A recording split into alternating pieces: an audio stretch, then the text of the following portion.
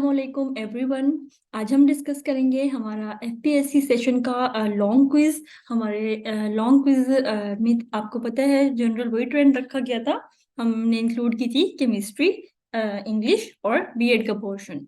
तो जी हमारे long quiz का पहला पहला एमसीक्यू हमारे पास था, सॉलिड पार्टिकल्स ओनली पोजेसेस कि सॉलिड पार्टिकल्स हमारे पास फिजिकल स्टेट जो है वो तीन तरह एग्जिस्ट करती है। आपको पता है, सॉलिड, लिक्विड, गैस। तो आपसे पूछा गया है कि सॉलिड के जो पार्टिकल्स हैं उनमें किस टाइप की मोशन एग्जिस्ट करती है। तो अब आप सबसे पहले देखो कि सॉलिड पार्टिकल्स में जो पार्टिकल्स हैं वो होते किस टाइप के। सॉलिड पार्टिकल्स में जो आपके पास कॉन्स्टिट्यूएंट पार्टिकल्स जिनसे मिलके बने हैं सॉलिड, वो बहुत ज्यादा टाइटली पैक है। उनकी बहुत कॉम्पैक्ट पैकिंग है, बड़ी क्लोज क्लोज वो प्रेजेंट है। इतने क्लोज हैं कि कोई डिस्टेंस उनमें होता ही नहीं है, जीरो डिस्टेंस अपार्ट वो प्रेजेंट है। तो जो ओनली टाइप ऑफ मोशन पाई जाती है सॉलिड में वो है वाइब्रेशनल मोशन, सी ऑप्शन। के सॉलिड पार्टिकल्स बहुत क्लोज हैं, कॉम्पैक्ट पैकिंग की वजह से अगर आप उनको एनर्जी देते हो तो वो सिर्फ एक टाइप की मोशन शो कर सकते हैं, डेट इज वाइब्रेशनल मोशन। और next MCQ is kinetic molecular theory of gases was put forward in 1738 by. कि आपके पास केएमटी जो बहुत फेमस थ्योरी है गैसेस की। एक तो आपने इसमें इसका ईयर याद रखने हैं, ये पीपीएससी में एक बार आ चुका है 1738। उससे ज्यादा इंपॉर्टेंट है कि ये दी किसने थी। So C option is right, Bernoulli. तो Bernoulli was the scientist who put forward the kinetic molecular theory in 1738। और next MCQ is, if we provide very high amount of heat to a liquid its boiling point will. कि आप कोई भी liquid है, अगर आप उसके boiling point से ज्यादा टेम्परेचर दो, उसको उसको हीट दो, तो क्या होगा। उसका बॉइलिंग पॉइंट कांस्टेंट रहेगा, सी ऑप्शन रहेगा। कैसे, कि आप पानी की एग्जांपल ले लो, पानी का बॉइलिंग पॉइंट हमारे पास कितना है, 100 डिग्री सेल्सियस। आप 100 डिग्री सेल्सियस से भी अगर ज्यादा हीट देते हो तो ऐसा नहीं होता कि इसका बॉइलिंग पॉइंट ज्यादा हो जाता है, उसका बॉइलिंग पॉइंट 100 रहता है। अगर आप बॉइलिंग पॉइंट से ज्यादा हीट दोगे तो क्या होगा, उसका जो फेज है, उसकी जो फिजिकल स्टेट है वो चेंज हो जाएगी। वो लिक्विड से गैशियस फॉर्म में चला जाएगा, वेपर्स में कन्वर्ट हो जाएगा, लेकिन उसका बॉइलिंग पॉइंट जो है वो 100 ही रहता है, वो नहीं बढ़ता। तो आप एक्स्ट्रा अमाउंट ऑफ हीट जो है अदर देन बॉइलिंग पॉइंट, तो आपका बॉइलिंग पॉइंट कांस्टेंट रहेगा। वो जो हीट है वो जस्ट उसकी फिजिकल स्टेट को चेंज करवा देगी। देन आपका नेक्स्ट एमसीक्यू था, विच है strongest bonding in solid state. आपको ऑप्शंस दिए गए थे HCl, वाटर, जीनॉन, NaCl। तो आपने देखने हैं कि सबसे पहले इन सब में बॉन्डिंग प्रेजेंट कौन सी है। HCl में आपके पास डाइपोल डाइपोल फोर्सेस है, स्ट्रॉन्गेस्ट फोर्सेस देखनी है। वाटर में स्ट्रॉन्गेस्ट फोर्सेस हाइड्रोजन बॉन्डिंग है। जीनॉन अब में आपके पास लंडन डिस्पर्जन फोर्सेस स्ट्रॉन्गेस्ट होती है, जबकि NaCl में आपके पास आयनिक बॉन्डिंग। अब ये जो तीनों है, डाइपोल डाइपोल, हाइड्रोजन बॉन्डिंग और लंडन डिस्पर्जन, ये आपके पास है इंटरमोलेकुलर फोर्सेस। जबकि आपके पास आयनिक बॉन्ड जो है वो है इंट्रा। तो इंट्रा का इंटर से कोई कंपैरिजन नहीं है, इंट्रा और 100 times more stronger than inter. तो जहां आपके पास इंट्रा आ जाए तो आपने कंपैरिजन का सोचना ही नहीं, या क्लियर कट है कि आपके पास इंट्रा ज्यादा स्ट्रॉन्ग होंगी। इंट्रा में आपके पास फिर आती है ionic, covalent, coordinate covalent and metallic bonding. तो अगर इनमें से कोई चीज प्रेजेंट है तो इनका कोई दूर दूर तक कंपैरिजन नहीं है। तो क्लियर कट ऑप्शन था NaCl जो है आपके पास आयनिक बॉन्ड है और स्ट्रॉन्गेस्ट बॉन्डिंग है, एग्जिस्ट कर रही है। Weakest oxidising agent among following. Oxidising agent आपको जो पता है कि जितना ज्यादा नॉन मेटालिक नेचर का होता है कोई भी एलिमेंट, उतना वो ज्यादा स्ट्रॉन्ग ऑक्सीडाइजिंग एजेंट है। ऑक्सीडाइजिंग एजेंट क्या होता है, ऑक्सीडाइजिंग एजेंट वो होता है जो कैपेसिटी रखता है इलेक्ट्रॉन को गेन करने की, इलेक्ट्रॉन को कैप्चर करने की। तो जितना ज्यादा नॉन मेटालिक नेचर होगा उतना वो स्ट्रॉन्ग ऑक्सीडाइजिंग एजेंट होगा। आपको सारे हेलोजेंस दिए गए हैं, आपको पता है down the group metallic character बढ़ता है। ऑल्दो ये सारे नॉन मेटल्स हैं, लेकिन आपके पास क्या होता है कि down the group as compare to fluorine iodine कम नॉन मेटालिक नेचर का है। तो जो मोस्ट नॉन मेटालिक पूछा गया है आपसे, वीकेस्ट। तो जितना ज्यादा नॉन मेटालिक नेचर कम होती जाएगी वो वीक ऑक्सीडाइजिंग एजेंट होगा। तो आपके पास iodine is the right option. इनमें से सबसे ज्यादा वीक आयोडाइन है। और स्ट्रॉन्गेस्ट ऑक्सीडाइजिंग पूछता तो आपके पास fluorine most non metallic nature का है, सबसे ज्यादा कैपेसिटी रखता है, मोस्ट इलेक्ट्रोनेगेटिव भी है इलेक्ट्रॉन को गेन करने की। तो क्या होगा, सो स्ट्रॉन्गेस्ट ऑक्सीडाइजिंग एजेंट फ्लोरीन, और इनमें से वीकेस्ट पूछा गया है तो iodine. into how many ways can concentration of a solution be expressed? कि आप सोल्यूशन की कंसंट्रेशन को कितने तरीकों से बता सकते हो? सो राइट ऑप्शन इज ए 8। आप 8 तरीके से किसी भी सोल्यूशन की कंसंट्रेशन को बता सकते हो, और वो 8 वेज कौन कौन से हैं? आपके पास है mass percent, volume percent, mole fraction, parts per million, mass by volume percent, molality and normality। ये 8 तरीके हैं जिसकी मदद से आप किसी भी सोल्यूशन की कंसंट्रेशन को बता सकते हो। Then which of the following does not dissolve in benzene? कि बेंजीन में क्या चीज जो है वो सॉल्युबल या डिसॉल्व नहीं होगी? तो आपको पहले देखो बेंजीन क्या है, नॉन पोलर नेचर का है, और सॉल्युबिलिटी प्रिंसिपल क्या है हमारे पास, लाइक डिसॉल्व लाइक। तो कोई भी अगर चीज आपके पास नॉन पोलर होगी वो डिसॉल्व हो जाएगी, पोलर होगी तो वो डिसॉल्व नहीं होगी। तो आपके पास ग्लूकोज जो है वो उसमें आपके पास OH ग्रुप्स है, हाइड्रोक्सी ग्रुप है। तो हाइड्रोक्सी ग्रुप की वजह से ग्लूकोज में जो हाइड्रोजन बॉन्डिंग एग्जिस्ट करती है और ये पोलैरिटी डेवलप कर लेता है, तो glucose is not soluble in benzene. Then how does the solubility of gases vary with pressure? कि आपके पास solubility of gases pressure के साथ किस तरह वेरी करती है? solubility जो है increase with pressure। ये ऑप्शन बनेगा कि जैसे जैसे आपके पास आप प्रेशर बढ़ाओगे सोलिबिलिटी बढ़ती जाएगी गैसेस की। एक लॉ है हमारे पास, और लॉ कौन सा है? Henry law. वो कहते हैं जब जैसे ही आप प्रेशर बढ़ाते हो गैसेस के ऊपर, तो गैसेस की जो सोलिबिलिटी है वो बढ़ती रहती है। तो A option is the right option here. Next आपके पास है which type of change takes place when sugar is dissolved in water? कि आपके पास जब आप शुगर को डिसॉल्व करते हो पानी में तो आपके पास कौन सा चेंज होता है? ये तो ये आपके पास फिजिकल चेंज होता है, इसमें शुगर भी प्रेजेंट है। केमिकल चेंज वो होता है जब आपके पास कोई न्यू सब्सटेंस बन जाए, कोई न्यू स्पीशी बन जाए। क्या हुआ है, शुगर जस्ट डिसॉल्व हो गई है, वो प्रेजेंट है उसमें। तो आपके पास कोई केमिकल चेंजिंग नहीं हुई, कोई नई चीज नहीं बनी, शुगर और पानी ही है, तो it's a physical change pure. तो B option is the right option. Which of the following has intermediate size? आप में के पास इंटरमीडिएट साइज आपको पता है कोलाइड्स का होता है। ट्रू सोल्यूशन का साइज बहुत छोटा होता है, सस्पेंशन का साइज बहुत बड़ा होता है, और कोलाइड्स का साइज इंटरमीडिएट होता है ट्रू सोल्यूशन और सस्पेंशन के। ब्राउनन मूवमेंट इज कॉज्ड बाय, इनमें से ब्राउनन मूवमेंट जो है वो कौन सा शो करता है? वो कोलाइडल सॉल्यूशन शो करता है। ब्राउनन मूवमेंट कहते हैं हम जिगजैग सॉल्यूशन को। कोलाइडल मूवमेंट का सॉल्यूशन जो है, कोलाइडल पार्टिकल उनका साइज है जो हमारे पास वो इतना छोटा हो जाता है, इंटरमीडिएट हो जाएगा कि वो ब्राउनियन मूवमेंट हमारे पास शो कर देंगे। देन आपके पास नेक्स्ट एमसीक्यू है जी, which of the following element has an atomic number 12? तो आपके पास यहाँ पे एटॉमिक नंबर पूछा गया है, ना कि एटॉमिक मास। तो आपके पास एटॉमिक नंबर जो है वो 12 है मैग्नीशियम का, that is option C. Atomic number 6, और अगर आपसे पूछा जाता है जो आप लोगों ने अक्सर गलती की हुई थी, कार्बन, कार्बन के एटॉमिक नंबर आपके पास शो होते हैं, एटॉमिक मास 12 होते हैं। और मैग्नीशियम के क्या होते हैं? मैग्नीशियम का होता है 12 24। तो आपके पास एटॉमिक नंबर पूछा गया था, ना कि एटॉमिक मास। अक्सर बच्चों ने कार्बन लगा रखा था। तो एटॉमिक नंबर का एलिमेंट जो है आपके पास वो है magnesium. Out of the following which one is element? Element क्या है? पीरियोडिक टेबल हमें हमारे पास क्या प्रेजेंट है? पीरियोडिक टेबल में आपके पास प्योरली एलिमेंट्स है जो एक एटम पे कंपोज होते हैं, उसको हम कहते हैं एलिमेंट। तो यहाँ पे aluminium is purely an element. Sugar आपके पास एलिमेंट नहीं है, शुगर एक कंपाउंड है। ग्लास आपके पास SiO2 होता है, और then carbon dioxide is a molecule. तो only element that exist is aluminium, B option. Then आपके पास है वो कॉइन द टर्म एटम, कि एटम की जो वर्ड है वो किसने कॉइन किया था?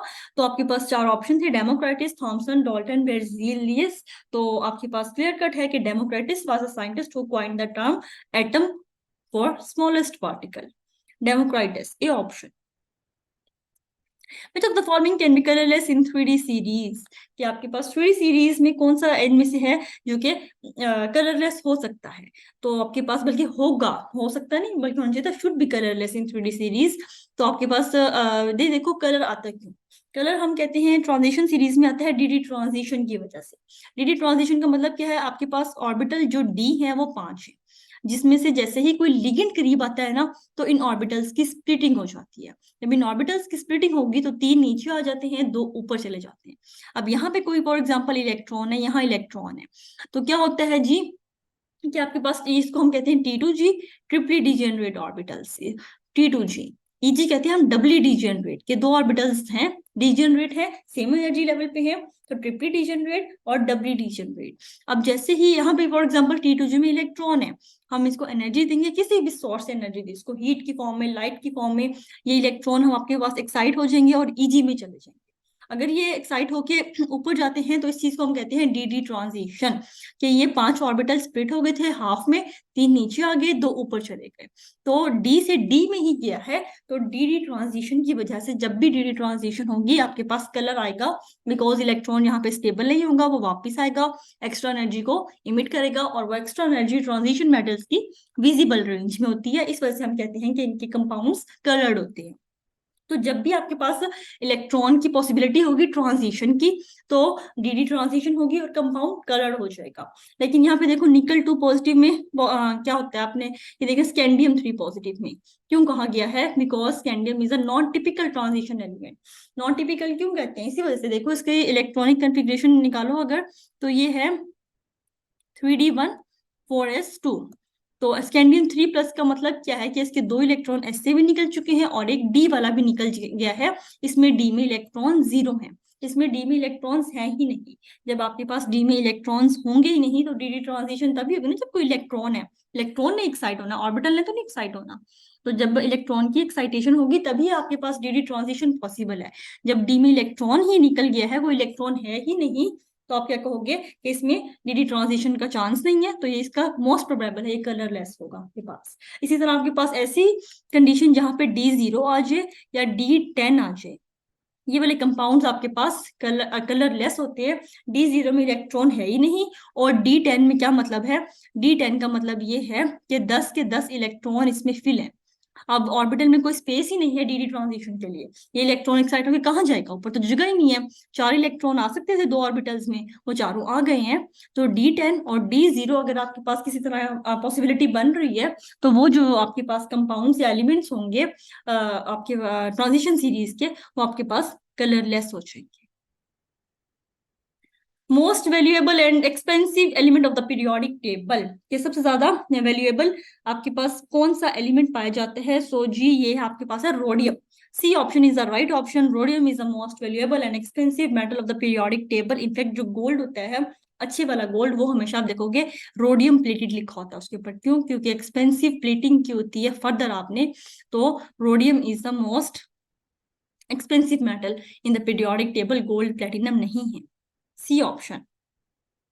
देन आपके पास नेक्स्ट है, which of the following quantum numbers can distinguish between 2 electrons present in the same orbital. तो बहुत इजी था, स्पिन क्वांटम नंबर था D। स्पिन क्वांटम नंबर क्या होता है, ये आपके पास प्रिंसिपल भी सेम हो सकता है। अगर फॉर एग्जांपल सेकंड शेल का उसका प्रिंसिपल क्वांटम नंबर सेम है, अगर वो p ऑर्बिटल में है तो उसका अजीमुथल भी सेम हो जाएगा। अगर वो p के एक ही ऑर्बिटल में प्रेजेंट है, for example px py pz होते हैं ना हमारे पास, वो दोनों px में ही प्रेजेंट है। लेकिन स्पिन क्वांटम नंबर आपको डिफ्रेंशिएट कर देगा, एक +1/2 में होगा तो दूसरा -1/2 में होगा। तो spin quantum number is the only quantum number that can distinguish between 2 electrons present in the same orbital. ये मैं जरा इसको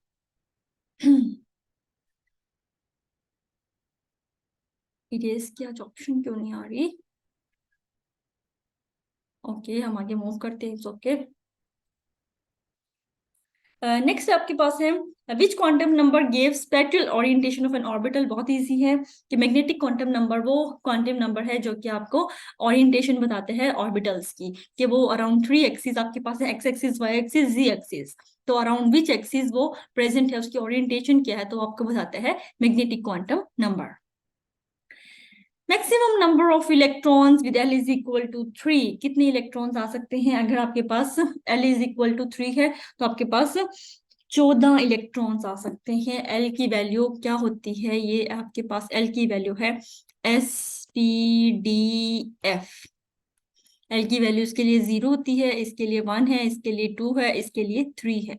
तो एफ ऑर्बिट और एफ जो आपके पास सबशेल है उसमें आपके पास टोटल कितनी ऑर्बिटल्स हैं? उसमें आपके पास टोटल 7 ऑर्बिटल्स हैं, और एक ऑर्बिटल में 2 इलेक्ट्रॉन आ सकते हैं, तो 7 में 14 इलेक्ट्रॉन आ जाएंगे। तो इस वजह से आपके पास, अगर आपके पास एल की वैल्यू 3 है, तो मैक्सिमम नंबर जो आपके पास आ सकते हैं वो है 14, A option. The next MCQ is maximum number of unpaired electrons that can be present in d orbital. Maximum unpaired electrons कितने आ सकते हैं? Maximum unpaired electron 5 आ सकते हैं। D आप सब शेल में आपके पास 5 ऑर्बिटल्स होते हैं, 5 में 1 2 3 4 5, इस तरह करके आपके पास 5 अनपेड इलेक्ट्रॉन्स एक डी ऑर्बिटल में आ सकते हैं, उससे ज्यादा नहीं आ सकते।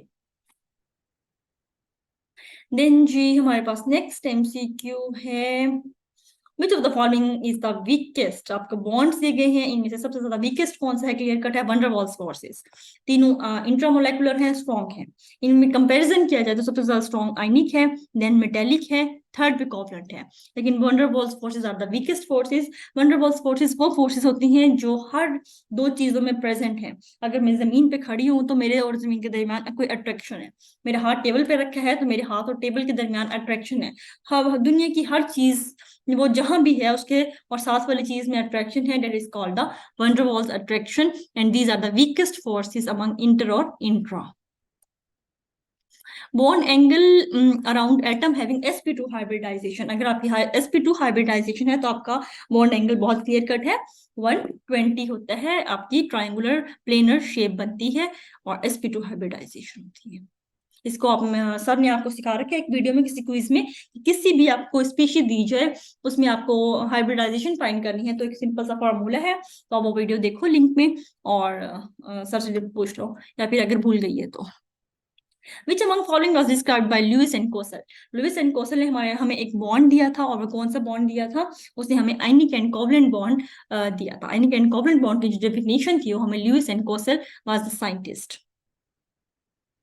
If a bond is made up of a large number of organic compound, then the bond is termed as। आपके पास अगर ऑर्गेनिक कंपाउंड्स में कौन सा बॉन्ड प्रेजेंट होता है? क्लियर कट ऑर्गेनिक कंपाउंड में आपके पास कोवलेंट बॉन्ड प्रीडोमिनेट कर रहा होता है। बेंजीन देख लो, कितने भी नेफ्थलीन, एंथ्रासीन, हाइड्रोकार्बन्स जितने भी हैं जो बॉन्ड उनमें प्रीडोमिनेट होता है वो कौन सा होता है? Covalent bond. ऑर्गेनिक कंपाउंड्स बनते कैसे हैं? शेयरिंग ऑफ इलेक्ट्रॉन्स की वजह से। कार्बन ने दिया होता है अपना, हाइड्रोजन ने दिया होता है, मीथेन बन जाता है। Atoms undergo bonding in order to. Atoms bonding करते क्यों हैं? बहुत कॉमन क्वेश्चन है, बहुत बार आने वाला क्वेश्चन है एफपीएससी में कि एटम्स बॉन्डिंग करते हैं in order to attain stability. ये चीज याद रखना, कायनात में कोई भी रिएक्शन, कोई भी चीज हो रहा है, उसका एट द एंड क्यों होता है वो, कि जो नई चीज बन रही होती है वो स्टेबल होती है। तो चाहे वो आयनिक बॉन्डिंग कर रहा है, कोवलेंट बॉन्डिंग कर रहा है, इंटरमोलेकुलर फोर्सेस, डाइपोल डाइपोल है, हाइड्रोजन बॉन्डिंग है, जो भी बॉन्डिंग हो रही है उसका एट द एंड रिजल्ट क्या है? उसने स्टेबिलिटी अचीव कर रही है। विच theory talks in sigma and pi bonding formation. Sigma और पाई बॉन्डिंग के बारे में जो थ्योरी बात करती है वो कहलाती है VBT, valence bond theory talks about sigma and pi bonding. Her theory की अपनी ड्रॉबैक्स हैं, अपने फायदे हैं। तो वीबीटी का फायदा ये है कि इसने हमें सिग्मा और पाई बॉन्डिंग के बारे में बताया था, और इसका ड्रॉबैक ये है कि ये मैग्नेटिक बिहेवियर को नहीं बता सकी थी। पीबीटी के मुताबिक O2 जो है वो डायमैग्नेटिक था, लेकिन एक्चुअल में O2 जो है वो पैरामैग्नेटिक है, और इसको डिफाइन किया था फिर एमओटी ने। विच theory talks about colour of transition metal. कौन सी थ्योरी है? Crystal field theory. Specially theory design की गई थी जो कि आयनिक अप्रोच रखती थी, और उसने हमें बताया था कि कलर ऑफ ट्रांजिशन मेटल के बारे में बात की थी। CFT वो वही थ्योरी है जिसने कलर की बात की थी डीडी ट्रांजिशन के लिए। हमें अभी ये मैंने ड्रॉ किया ही हुआ है, डीडी ट्रांजिशन में स्प्लिटिंग ऑफ ऑर्बिटल्स हो गई थी T2G और EG में, तो इसके बारे में बात करता है CFT। Aqueous solution of which of the following is best conductor of electric current. इनमें से आपको दिए गए हैं कुछ acidic acid HCl, ammonia, fructose, तो कौन सा है जो आपको हाईएस्ट वैल्यू देगा इलेक्ट्रिसिटी की? तो बहुत इजी है, HCl जो है। जितना ज्यादा स्ट्रॉन्ग एसिड या बेस होगा वो उतनी ज्यादा अच्छा इलेक्ट्रोलाइट होता है, उतनी ज्यादा वो आयंस प्रोड्यूस करता है और इतना ज्यादा करंट जनरेट करता है। तो HCl is a very strong acid. Acidic acid weak acid है, ammonia is a weak base, fructose तो पाई मोलेकुलर फॉर्म में जाता है, डिसोसिएट होता ही नहीं है। तो इस वजह से हमारे पास जो मोस्ट अप्रोप्रिएट ऑप्शन है वो बनते हैं HCl। हाँ, ग्रेटर द रिडक्शन पोटेंशियल। हाँ जी, ग्रेटर द रिडक्शन पोटेंशियल तो क्या होगा, greater ability to accept electron, greater the ability to accept electron, C option is the right option. तो जितना रिडक्शन पोटेंशियल ज्यादा होता है, मतलब क्या हो रहा है कि नॉन मेटेलिक नेचर की तरफ जा रहा है, और रिडक्शन पोटेंशियल ज्यादा होने की वजह से नॉन मेटल क्या करता है, नॉन मेटल इलेक्ट्रॉन को एक्सेप्ट करता है, मतलब सबसे ज्यादा जो रिडक्शन पोटेंशियल पाया जाएगा वो फ्लोरीन का पाया जाएगा। When 6d orbitals filled, the entering electron goes on into, ये रूल हमें कौन सा बताता है, Aufbau rule. Aufbau rule is also called the building up rule, और वो कहता है कि इलेक्ट्रॉन्स जो हैं वो फिल होंगे एनर्जी की, सबसे पहले को लो एनर्जी, फिर हाई एनर्जी ऑर्बिटल, फिर और हाई, फिर हाई हाई हाई, इस तरह पायरामिड की फॉर्म में हमें हाई एनर्जी की तरफ जाते रहना है। तो इसके मुताबिक अगर हम फिलिंग करें 1s2 2s2 2p6 3s2 3p6, इस तरह अगर फिलिंग करते रहो, ड्रॉ करो एनर्जी डायग्राम जो आपको सिखाई गई थी, तो 6d के बाद आपके पास इलेक्ट्रॉन आता है 7p में, B option is the right option. Which is not a property of liquid, आपके पास ऑस्मोटिक प्रेशर है, डिफ्यूजन है, फ्रीजिंग पॉइंट है, मेल्टिंग है, तो सारी की सारी प्रॉपर्टीज लिक्विड की है except diffusion. Diffusion is only the property of gases की होती है, fusion and diffusion. Select the metal that is extracted from bauxite. Bauxite आपके पास बहुत इंपॉर्टेंट एक और है, इसमें से हम कौन सा मेटल स्पेशली एक्सट्रैक्ट करते हैं, तो bauxite is an important ore of aluminium, A option is the right option. Then आपके पास है 1% alkaline aqueous solution of KMnO4। KMnO4 का 1% जो सॉल्यूशन है वो क्या कहलाता है आपके पास, वो हमारे पास कहलाता है बेयर्स रिएजेंट, बहुत इंपॉर्टेंट ऑर्गेनिक रिएक्शन है। आपके पास पास्ट पेपर PPSC में भी आया हुआ है और FPSC दोनों में ये MCQ आया हुआ है, और बार 2-3 बार रिपीट हुआ है PPSC में, तो कि 1% alkaline solution of KMnO4 is called bears reagent. और एक बार ये पूछा गया था, bears reagent is 1% dash solution of KMnO4 alkaline acidic neutral, तो alkaline solution of KMnO4 is Beer's reagent। Organic compounds are soluble in, organic compounds क्या है, organic compounds आपके पास हाइड्रोकार्बन नेचर के होते हैं, नॉन पोलर नेचर के होते हैं, तो नॉन पोलर सॉल्वेंट्स में ही डिसॉल्व होंगे, और ऑर्गेनिक कंपाउंड्स है ऑर्गेनिक सॉल्वेंट्स में डिसॉल्व होंगे, B according to like dissolve like, तो B option is the right option. Dimethyl ether and benzene both are non polar in nature. Which hydrocarbon has higher boiling point? N-pentane, isopentane, neopentane all have same boiling point, तो clear cut है, ए option is the right option. क्यों? क्योंकि आपने पढ़ रखा है कि जो स्ट्रेट चेन हाइड्रोकार्बन है उनके बॉइलिंग पॉइंट ज्यादा है, बिकॉज हाइड्रोकार्बन लॉन्ग चेन की फॉर्म में एग्जिस्ट करते हैं। जब इनकी ये इकट्ठे आते हैं तो जो स्ट्रेट चेन होते हैं उनकी पैकिंग कॉम्पैक्ट होती है, जो ब्रांच्ड होते हैं उनकी ब्रांचेस आपस में थोड़ी कंफ्यूजन करेंगी, हिंडर करेंगी, जिसकी वजह से उनकी कॉम्पैक्ट पैकिंग नहीं हो पाती। तो कॉम्पैक्ट पैकिंग आपकी स्ट्रेट चेन की होती है, इस वजह से जितनी कॉम्पैक्ट पैकिंग होगी उतनी बॉन्डिंग स्ट्रॉन्ग होती है और उसका बॉइलिंग पॉइंट उतना ज्यादा हाई हो जाता है। तो an option, A option is the right option. Geometric isomerism is shown by lactic acid, malic acid, 1-butene, 1,1-dichloroethylene, तो option B is the right option. Maleic acid आपके पास क्या करता है, ज्योमेट्रिक आइसोमेरिज्म शो करता है among the following options। The reaction of benzene with propyl chloride in the presence of Lewis acid gives, क्या आपके पास बेंजीन का रिएक्शन करवा रहे हो प्रोपाइल क्लोराइड के साथ लुइस एसिड की प्रेजेंस में, तो आपके पास क्या बनेगा, आपके पास क्यूमीन बनेगा, सी ऑप्शन। देन आपके पास है रिएक्शन ऑफ प्यू butyne with H2 in the presence of Lindlar catalyst gives, आपके पास अगर आप कोई किसी भी अल्काइन में हाइड्रोजनेशन करो लिनलार्ड के कैटलिस्ट की प्रेजेंस में, तो आपके पास हमेशा सिस अल्कीन बनता है। अगर आप लिक्विड अमोनिया की प्रेजेंस में करते हो तो आपके पास ट्रांस अल्कीन बनता है। So here A option is the right option. अब हम डिस्कस करेंगे अपनी बीएड की एमसीक्यूज जी। बीएड में आपके पास था process of gathering and discussing information from multiple and diverse source to improve the students learning is called testing, evaluation, assessment, none. तो आपके पास इस बार आपकी इजी रहा था आपको ये कि आपके पास 2 मॉड्यूल थे, तो इजी हो गया होगा आपके लिए। तो C option is the right option, that is assessment. मुझे समझ नहीं आती आपकी इतनी एमसीक्यूज प्रैक्टिस करवा देती इनसे कि ना, मुझे लग रहा था सारे एमसीक्यूज ही आप लोगों को करवा दी हैं और बड़ी मुश्किल से एमसीक्यूज बनाए हैं मैंने तो अपने कोर्स में से BEds. Achievement at end with reference to some goal is most important in, कि आपके पास अचीवमेंट हो गई है, आपने कोई गोल सेट किया था, आपने उसको अचीव कर लिया है, तो किस टाइप की असेसमेंट में सबसे ज्यादा इम्पोर्टेंट होती है जी? कौन बताएगा?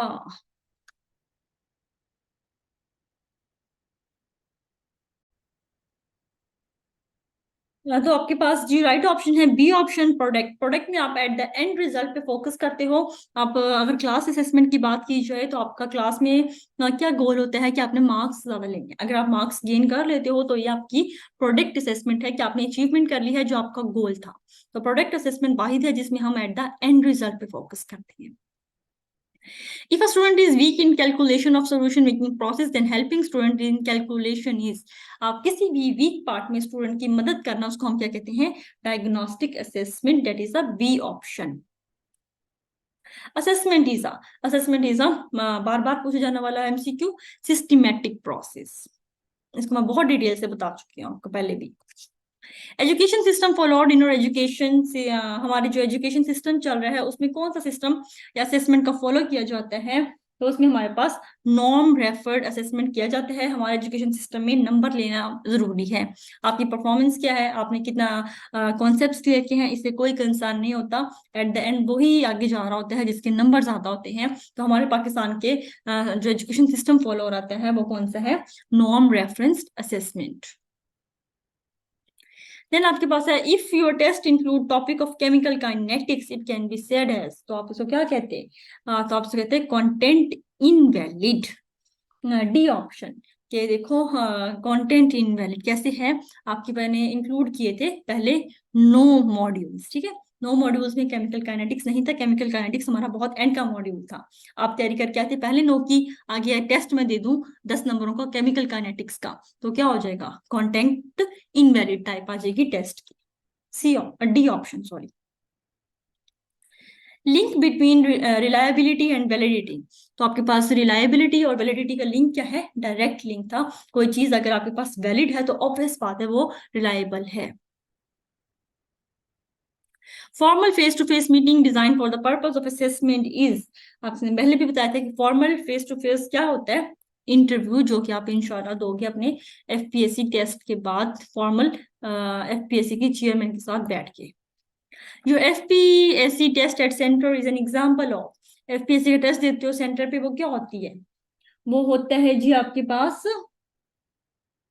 Overt observation. ओवर्ट होती है जिसमें आपको पता होता है कि आपको ऑब्जर्व किया जा रहा है, आप चीटिंग करने की ट्राई नहीं करते, करोगे तो बहुत ध्यान से, बिकॉज आपको पता है। अगर आपको पता है कोई आपको ऑब्जर्व कर रहा है तो उसको हम कहते हैं ओवर्ट ऑब्जर्वेशन। अगर आपको नहीं पता और कोई छुप के आपको ऑब्जर्व कर रहा है लेकिन आप उस चीज से अनजान हो, तो इस चीज को हम कहते हैं covert observation. To measure the learners level of language is included in, language को हम किस में कंसीडर करते हैं? लैंग्वेज को हम करते हैं प्रोफिशिएंसी टेस्ट में, कि किसी भी स्टूडेंट का लैंग्वेज बैकग्राउंड क्या है उसके मुताबिक असेसमेंट करना, उसके मुताबिक सिखाना, उसके मुताबिक काम करना, तो हम कहते हैं proficiency test. Most time taking type of test, आपके पास टेस्ट की बहुत सारी टाइप्स थी जिनमें से मोस्ट टाइम टेकिंग कौन सा था? एस्से टाइप क्वेश्चन, इसमें आपको बहुत ज्यादा लेंथ रिक्वायर्ड भी होती है। सेकेंडली कॉन्सेप्चुअल अंडरस्टैंडिंग भी होती है। अगर आपको एब्स्ट्रैक्ट ऐसे आ जाए, डिस्क्रिप्टिव ऐसे आप फिर भी कर लेते हो, लेकिन एब्स्ट्रैक्ट ऐसे अगर आ जाते हैं तो आपको बहुत टाइम टेकिंग क्वेश्चन हो जाते हैं। Broad goal of your course include, broad course क्या कहलाते हैं? एम कहलाते हैं। कि टीचर का जो मेन गोल है, ब्रॉड जो आपका एम है ना, वो टीचर कंसर्न होता है कि उसका एक गोल है, उसने एट द एंड ये करवाना है स्टूडेंट को, तो वो उसका एम है। स्टूडेंट उस एम को अचीव करने के लिए जो भी एफर्ट करेंगे वो कहलाती है ऑब्जेक्टिव। मेन डिफरेंस है, एम ऑब्जेक्टिव डिफरेंट चीजें हैं, एक ही चीज नहीं है। Aim is refer to the institute, to the teacher. Objective का जो कंसर्न है वो स्टूडेंट से होता है। अपने broad goal of your course, मेरे कोर्स का मकसद क्या है? एट द एंड आपको एफपीएससी की तैयारी हो जाए, आपको केमिस्ट्री के सारे मॉड्यूल आ जाए, बीएड का पता चल जाए, मोटा मोटा केमिस्ट्री का पता चल जाए, और इंग्लिश का पता चल जाए, ग्रामर किस चीज से मिलके बनती है, नाउन प्रोनाउन एडवर्ब एडजेक्टिव होते क्या हैं। अगर मैं ये चीज आपके दिमाग में डाल दूं तो मेरा एम पूरा हो जाएगा। और इसके इन सब चीजों को अचीव करने के लिए आपने जो मेहनत की, आपने पढ़ाई की, आपने रातों को जागा है, आपने क्विज टाइम पे अपने आप को अवेलेबल किया है, ये सारी एफर्ट्स आपकी कहलाती हैं objective. Psychomotor domain of the Bloom's taxonomy includes, ये साइकोमोटर डोमेन जो है ब्लूम्स टैक्सोनॉमी की, उसमें मेन क्या चीज आती है, उसमें आती है physical movement. D option is the right option.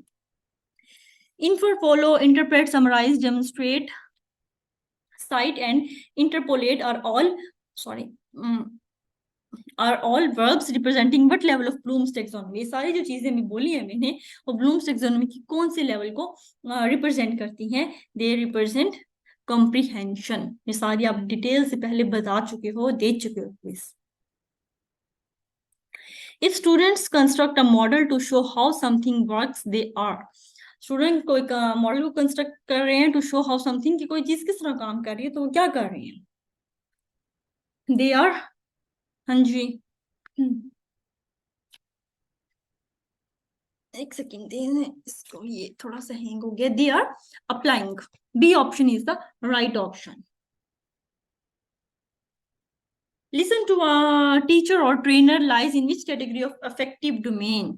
तो आपके पास ऑप्शन है रिसीविंग, कैरेक्टराइजेशन, वैल्यूइंग, नन। तो आपके पास राइट ऑप्शन क्या है जी? Receiving, A option.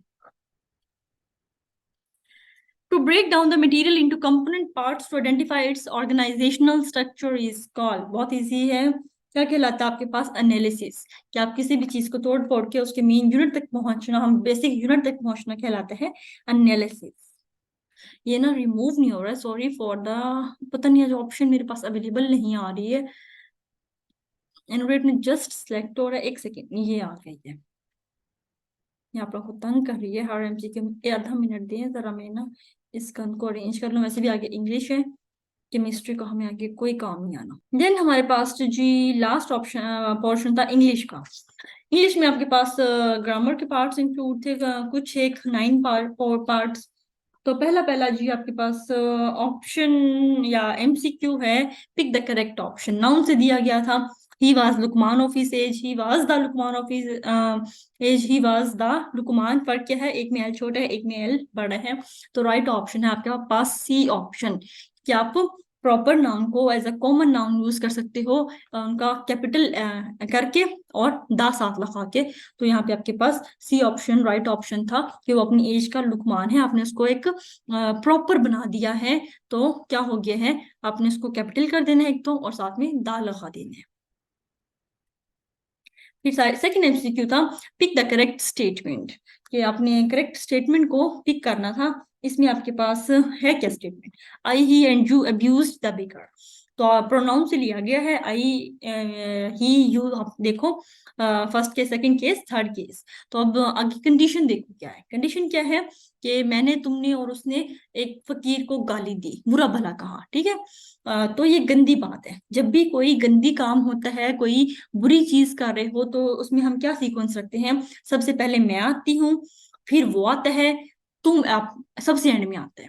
तो क्या हो जाएगा? आई, मैं, वो, और आपने बैगर को बुरा भला कहा। तो जब भी आपके पास कोई बैड इंटेंशन होती है, तो हमेशा सबसे पहले आपने अपने आप को रखना है बैड में, फिर किसी तीसरे वाले बंदे को आप मेन जिससे मुखातिब हो उसको एंड पे रखना है। तो A option is the right option. वरना बाकियों में वो पहले आ गया है, तुम सबसे पहले कर दिया एक में। तो A option is the right option. मैं, वो और आप, इन्होंने गंदा काम किया, इन्होंने बैगर को बुरा भला कहा। Please stand outside. Here outside is, बाहर खड़े हो जाओ। यहाँ पे आउटसाइड आपके पास क्या है? आउटसाइड आपके पास एडवर्ब है। He was sitting here, here adverb. Here आपके पास, यहाँ ही वॉज सिटिंग हियर, पहले तो ये पहचानो हेयर यहाँ पे क्या है। हेयर आपके पास यहाँ पे एडवर्ब है। फिर हमने एडवर्ब की टाइप्स पढ़ी थी, 6 टाइप्स। तो एडवर्ब की उनमें से कौन सी टाइप है? Adverb of place, adverb of time है, एडवर्ब ऑफ मैनर है, तो एडवर्ब ऑफ प्लेस। यहाँ खड़े हो जाओ, तो आपके पास ये क्या है? एडवर्ब ऑफ प्लेस की टाइप है। ए option is the right option. Pick the correct sentence. He cannot speak even correct Urdu. He cannot even speak correct Urdu. He cannot spoke even. तो आपके पास राइट ऑप्शन क्या है? यहाँ भी आपके पास ए ऑप्शन राइट ऑप्शन है। अपने ये दो केसेस थे, एक इवन का और एक ओनली का। इसको नेक्स्ट बैच में इंशाल्लाह हम प्रॉपर लेक्चर के थ्रू करेंगे। इस बार आपको मटेरियल प्रोवाइड किया था, नेक्स्ट बैच में प्रॉपर आपको वीडियो लेक्चर मिलेंगे हर रूल पे इंशाल्लाह। ओके, ये दो वर्ड्स ऐसे हैं जो कि आप जिस चीज के बारे में बात कर रहे हो उसके फौरन बाद लगाने हैं, उस वर्ब के फौरन बाद लगाने होते हैं आपने। He can not speak, verb आ गई आपकी, उसके फौरी बाद आपने इवन और ओनली लगाना है, पहले नहीं लगाना। और कैन नॉट के बाद यहाँ पे गलती क्या है, यहाँ बाद में ही है, लेकिन गलती ये है कैन नॉट के बाद फर्स्ट फॉर्म आती है, यहाँ पे सेकंड यूज कर दी गई है। तो ए ऑप्शन आपका यहाँ पे सही ऑप्शन बनता है, he can not speak even, correct Urdu.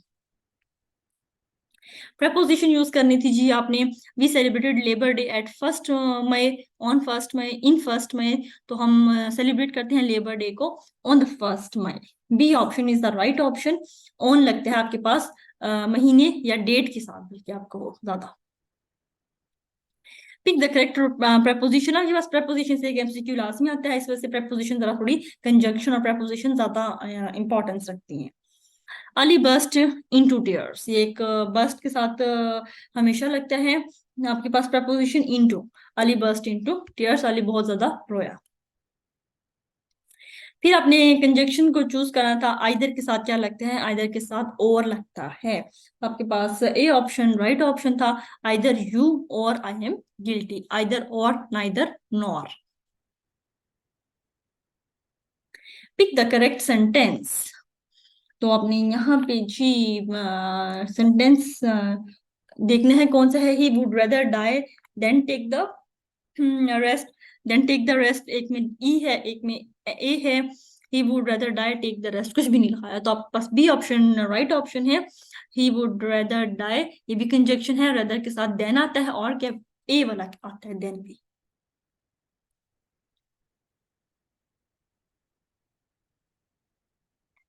pick the correct option, you are feeling pain, you are feeling a pain, you are feeling the pain।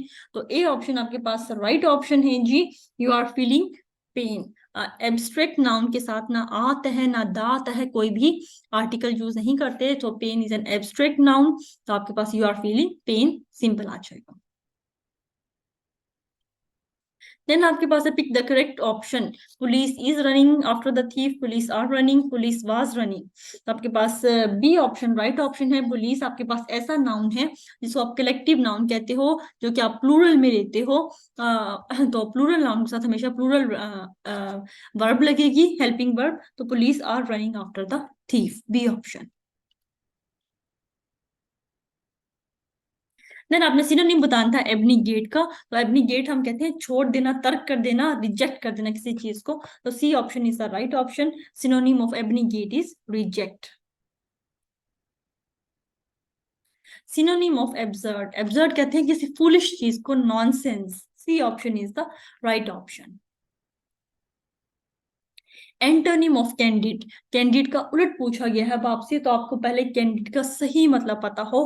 Candid हम कहते हैं किसी ईमानदार चीज को, तो अगर आपने इसका उल्टा करना है तो डिसऑनेस्ट आ जाएगा। ए ऑप्शन क्लोजेस्ट था आपके पास। देन आपके पास पूछा है सिनोनिम ऑफ कॉमली। तो सिनोनिम ऑफ कॉमली कहते हैं हम खूबसूरत चीज को, डिसेंट चीज को। तो इसका मोस्ट अप्रोप्रिएट ऑप्शन बनता है हैंडसम, प्यारी चीज को आप कहते हो ब्यूटीफुल, हैंडसम। तो कॉमली का सिनोनिम बनता है हैंडसम। तो ये था आपका लॉन्ग क्विज जी। सेकंड क्विज इंशाल्लाह कल नहीं सॉरी परसों है, और उसके एक दिन ये लेट हो गया, उसके लिए एक्सट्रीमली सॉरी। मुझे लगा आप लोगों को रिक्वायर्ड नहीं है, फिर आप लोगों ने कल बताया कि आपको रिक्वायर्ड है, तो मैंने फर्स्ट प्रेफरेंस में आपकी वीडियो बना दी है। और इंशाल्लाह नेक्स्ट क्विज में इम्प्रूवमेंट होगी, और लास्ट क्विज आपका 100 मार्क्स का होगा। एज सच जो आपका एफपीएससी का पैटर्न होता है उस पर लिया जाएगा। ठीक हो गया जी, अल्लाह हाफिज।